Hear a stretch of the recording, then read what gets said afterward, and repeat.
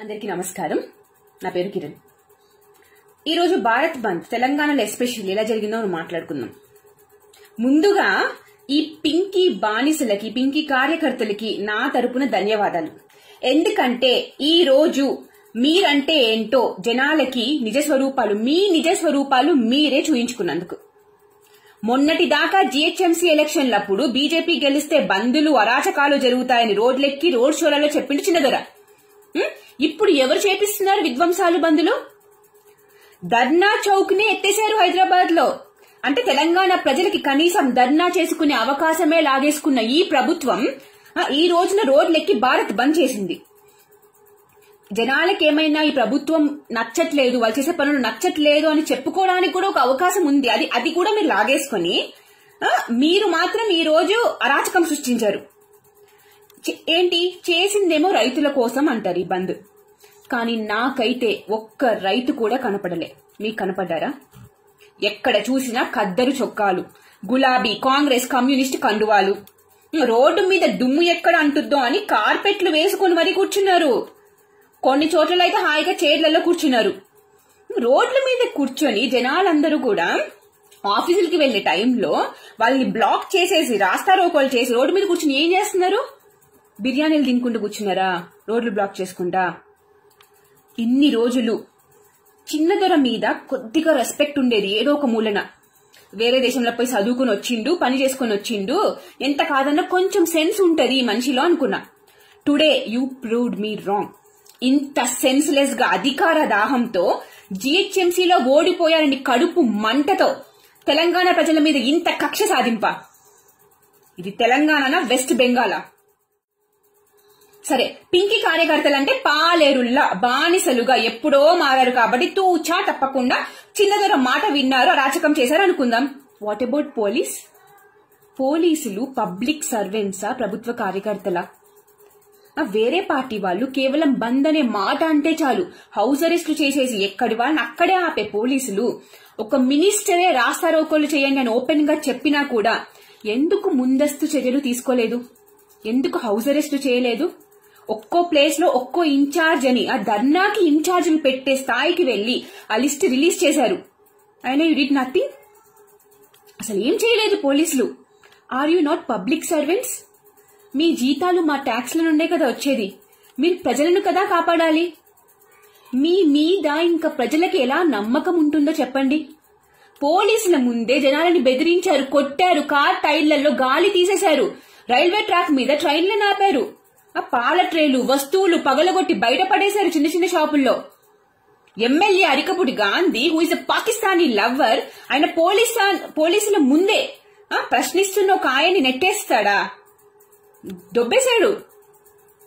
ఒక మహిళ అడిగింది 11 గంటలకి కదా బంద్ స్టార్ట్, ఎందుకు మమ్మల్ని ఇప్పుడే ఆఫీసులకు వెళ్లకుండా ఆపుతున్నారని. మీ దగ్గర సమాధానం ఉందా? కనీసం అదన్నా అడ్డుకోగలిగారా పోలీసులు? ఇంకో దగ్గర మేము బంద్ చెయ్యము అన్న వాళ్ళనేమో రాళ్లేసి కొట్టారు.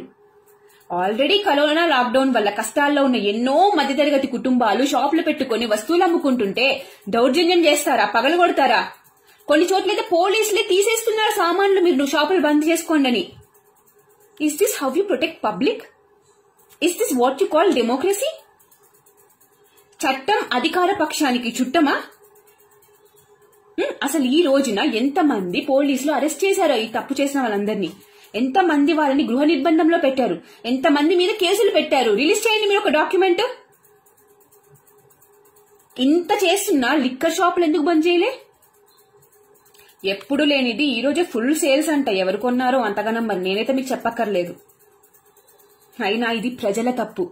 ఇలాంటి గూండాలా మనల్ని పాలించేది? వీళ్ళనా ప్రజలు ఎన్నుకున్నది? బంద్ అంటే స్వచ్ఛందంగా జనాలు బయటికి రావాలి. అందరికీ తెలుసు తెలంగాణ ప్రభుత్వం రైతుల మీద సవితి తల్లి ప్రేమ కురిపిస్తుందని చెప్పి. అమ్మ అన్నం పెట్టదు, అడుక్కు తిననివ్వదు అన్నట్టుంది వీళ్ళ తీరు. వీళ్ళు రైతుల గోడు వినరు. పైనుండి కేంద్ర ప్రభుత్వం రైతులకి ఉన్న సంఖ్యలను తీసేసే ప్రయత్నం చేస్తుంటే అమ్మా మీరెవరు వాళ్ళ సంఖ్యలు తీయడానికి? వాళ్ళు బందీలుగానే ఉండాలని ధర్నాలు చేస్తున్నారా? సబాష్. కన్నతల్లికి అన్నం పెట్టినోడు పిల్లతల్లికి బంగారు గాజులు చేయిస్తా అన్నాడట. అట్లుంది దొరల పద్ధతి. ఫస్ట్ తెలంగాణ రైతుల కోసం రోడ్లు ఎక్కండి. పెద్ద దొరని చిన్న దొరని అడగండి. రైతు ఆత్మహత్యలో దేశంలోనే 5వ స్థానంలో తెలంగాణ. మొన్నటికి మొన్న వరదలు వచ్చి పంటలు మునిగిపోయి రైతు ఏడుస్తుంటే రైతు గోస పట్టించుకునే నాదుడే లేడు. సన్న వడ్లేస్తేనే రైతు బంధు వస్తుంది అని రైతుల్ని బ్లాక్మెయిల్ చేసి ఆ వడ్లే ఇస్త్రీ.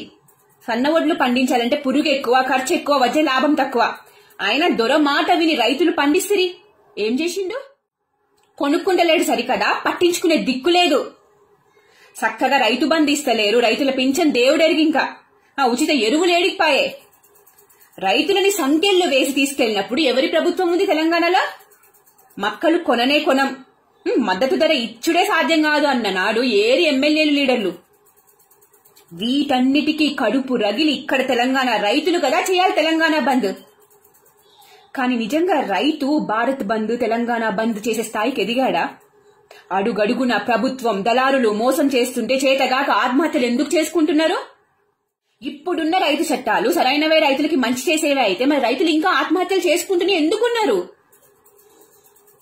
అసలు ఈ రోజున ప్రభుత్వం బంద్ అనే పేరుతో రచ్చ చేయకుండా రైతుల దగ్గరికి వెళ్లి ఇదే ఇన్ఛార్జీలు ఎవరైతే మీరు సెటప్ చేశారో అలా రైతుల దగ్గర ఒక్కొక్క ఇన్ఛార్జ్ ని పెట్టి వాళ్ళ సన్నోడ్లు అమ్మడానికి మీరు గనక సాయం చేస్తుంటే నేనే మీకు చేతులెత్తి నమస్కరించేదాన్ని, ఎంత మంచి పని చేశారు అని చెప్పి. అసలు ఇవాళ బంద్లో కూర్చుని ఎవడన్నా చదివిందా ఈ బిల్లుని? లే, ఒక్కడికి తెలియదు అడిగితే.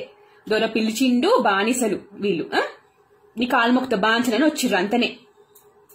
నిస్సిగ్గుగా కాంగ్రెస్ కమ్యూనిస్టుల పాట పాడుతున్నారు. కాంగ్రెస్ కమ్యూనిస్టు ఏదైనా వ్యతిరేకించారు అంటే అది పక్కా దేశానికి మంచి చేసే బిల్. సింపుల్. ఎందుకంటే పూర్వం వాళ్ళు వ్యతిరేకించినవన్నీ అవే కాబట్టి. అలాంటి దేశద్రోహులతో చేతులు కలిపి తెలంగాణ ప్రభుత్వం కూడా ఈ రోజు దిగజారిపోయింది. ఆయన కాంగ్రెస్ లోనే ఓనమాలు నేర్చుకునే దొరలు అదే కోవకి చెందుతారు. ఎందుకు చెందో చెప్పండి? అదే కోవకి చెందిన వాళ్ళు ఈ రోజు మరొకసారి నిరూపితమైంది కూడా. ఫస్ట్ తెలంగాణలో అందరూ తెలంగాణ బంద్ చేయండి. జనాలని అడగకుండా, పట్టించుకోకుండా రిజిస్ట్రేషన్స్ ఆపేసి ఎల్ఆర్ఎస్ అనే చట్టం తీసుకొచ్చి ఆ జనాల మీద బండ పాడేసి ఇప్పుడు శ్రీరంగ నీతులు చెప్తున్నారు వీళ్ళందరూ వచ్చి. బట్ ఈ రోజున వీళ్ళు చేసిన అరాచకాన్ని మీ మతిమరుపుతో మర్చిపోవద్దు. అన్నిటికీ కలిపి వడ్డీతో సహా 2023లో ఇద్దాం. ఈ కల్వకుంట్ల దుకాణం బంద్ చేపిద్దాం. భారత్ మాతాకి జై. జై హింద్.